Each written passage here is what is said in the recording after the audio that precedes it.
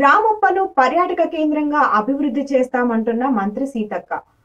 పంచాయతీరాజ్ మరియు స్త్రీ శిశు సంక్షేమ శాఖ మంత్రి దనసరి అనసూయ సీతక్క సోమవారం నాడు కుటుంబ సమేతంగా శ్రీ రామప్ప రామలింగేశ్వర స్వామి దేవాలయంలో ప్రత్యేక పూజలు నిర్వహించారు.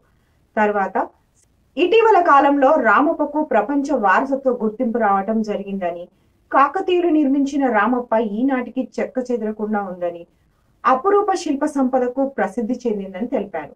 కన్నార్పకుండా చూసే శిల్పాలు, అరుదైన లేత ఎరుపు రాతి నిర్మాణాలు ఉన్నాయని తెలిపారు. ఎన్నో ప్రత్యేకతలకు రామప్ప సొంతమని తెలిపారు. రామప్పను టూరిజం హబ్ గా అభివృద్ధి చేస్తామని, కాకతీయ రాజులుగా సమ్మక్క సారలమ్మ పాలనలో రామప్ప లాంటి నిర్మాణాలు జరిగాయని, కాకతీయులు ఎక్కడ ఉన్నా టెంపుల్ టౌన్ కు ప్రార్థిస్తున్నారని తెలిపారు. రామప్పకు యునెస్కో గుర్తింపు కృషి చేసిన ప్రొఫెసర్ పాండురంగారావు, పాపారావుల కృషి ఎనలేదని సీతక్క తెలిపారు. అందరి సహకారంతో ఈ రాష్ట్రాన్ని అభివృద్ధి చేసుకుందామని మంత్రి సీతక్క తెలిపారు.